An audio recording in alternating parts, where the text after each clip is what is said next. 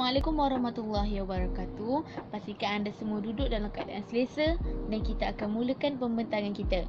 Tajuk yang kita akan belajar hari ini mengenai tajuk reka bentuk makanan tingkatan 2. Tajuk ni merupakan tajuk yang paling senang untuk kita skor markah dan juga tajuk yang paling senang dekat tingkatan 2. Okey. Nama kumpulan yang akan bentang tajuk ini ialah kumpulan Rosewood, dibimbing oleh Cikgu Reka Bentuk Teknologi dekat sekolah kita iaitu Encik Abdul Rahman bin Mamat dan disertai oleh dua orang pelajar tingkatan 3 2021 iaitu Cahaya Fathi Afiqah binti Muhammad Zabri dan juga Farah Wahidah binti Nur Azhar.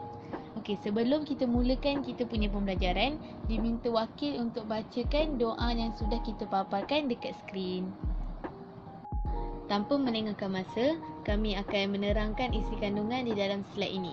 Pada muka surat yang pertama, kita dapat melihat logo sekolah dan juga latar belakang kumpulan. Muka surat kedua, senarai isi kandungan. Muka surat ketiga, pentakrifan reka bentuk makanan.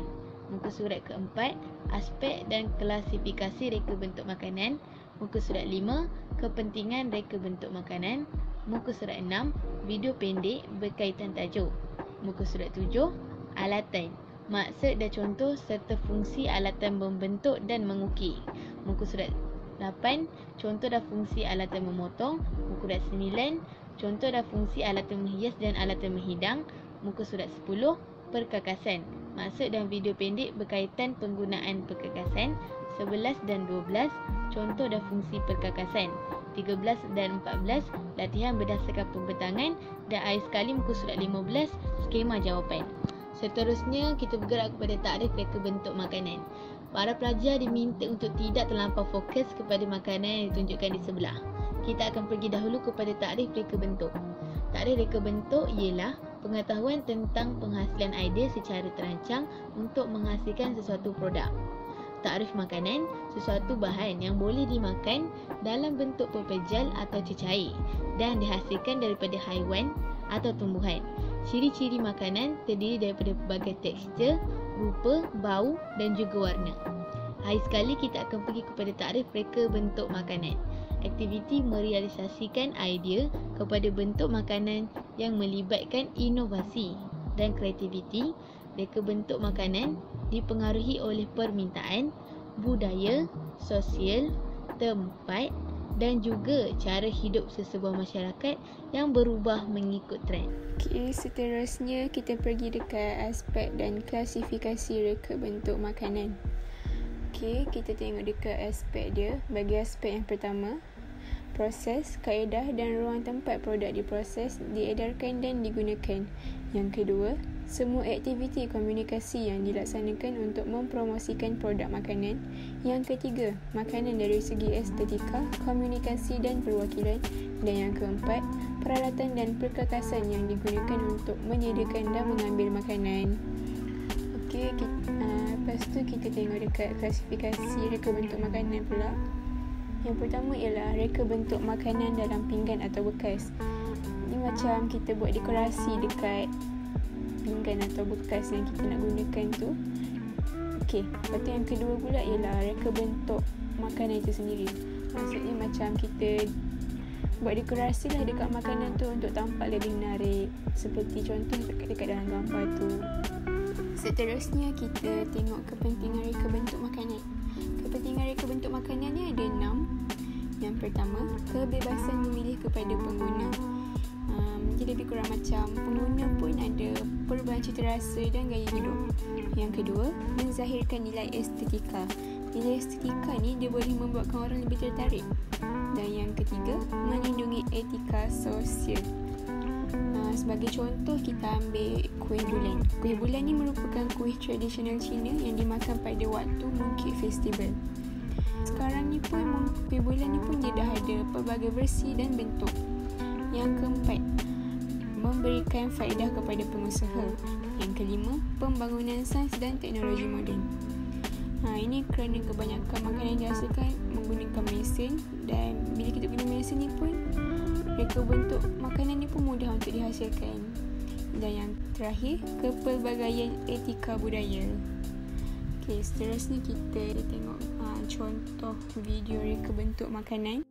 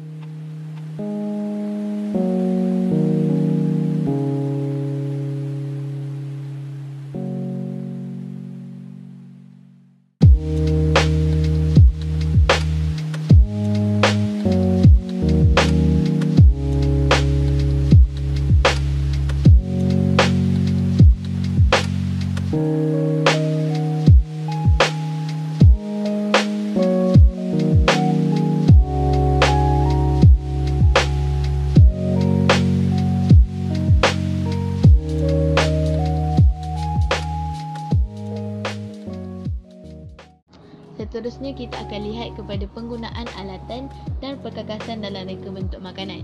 Kita pergi dahulu kepada apakah itu alatan. Alatan ialah perkakasan yang digunakan untuk membuat dan juga menghasilkan sesuatu makanan. Ada 4 contoh dan fungsi alatan membentuk dan juga mengukir. Yang pertama, pisau turning. Digunakan untuk membentuk, merapi dan membuang kulit buah-buahan dan juga sayur-sayuran. Yang kedua, di bawahnya pisau ukir. Digunakan untuk mengukir buah-buahan dan juga sayur-sayuran. Yang ketiga, kita pergi kepada penerap. Digunakan untuk membentuk dough, sayur-sayuran berubi dan juga buah-buahan. Akhir sekali, kita pergi kepada Parisian scoop. Digunakan untuk mendapatkan bentuk bulat pada makanan, buah-buahan dan juga sayur-sayuran. Bergerak pula kita kepada contoh dan fungsi alatan memotong. Yang pertama, kita lihat kepada pisau penyisir. Digunakan untuk pisahkan daging dari tulangnya, membuang urat dan lemak pada daging dan juga memisahkan isi ikan daripada tulang. Yang kedua, kita lihat kepada pisau bergerigi. Digunakan untuk memotong bahan makanan yang lembut tetapi mempunyai permukaan kulit yang keras. Pisau tukang masak. Yang ini mesti ada dekat semua rumah, iaitu digunakan untuk memotong semua jenis bahan masakan ataupun makanan. Pisau bulan sabit. Digunakan untuk memotong halus herba dan sayur. Dan yang kelima, pisau pengupas. Digunakan untuk membuang kulit sayur-sayuran dan juga buah-buahan. Yang akhir sekali, kita pergi kepada pisau paring. Digunakan untuk memotong buah-buahan, sayuran, keju dan juga mengupas bawang.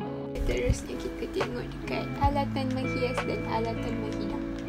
Alatan menghias ni merupakan komponen penting untuk memberikan rupa bentuk yang menarik pada setiap reka bentuk makanan. Sebagai contoh yang dipaparkan ialah meja pemutar kek. Meja pemutar kek ni akan memudahkan lagi lah kita untuk menghias kek. Lepas tu kita tengok alatan menghidang. Bekas menghidang bagi reka bentuk susunan makanan memerlukan peralatan menghidang yang bersesuaian dengan jenis reka bentuk makanan yang direka. Seperti contoh, menghidang di dalam cawan. Seterusnya, apakah itu perkakasan? Perkakasan ialah peralatan yang digunakan untuk memudahkan sesuatu kerja yang dilakukan. Sebagai contoh, kita tengok video yang disediakan.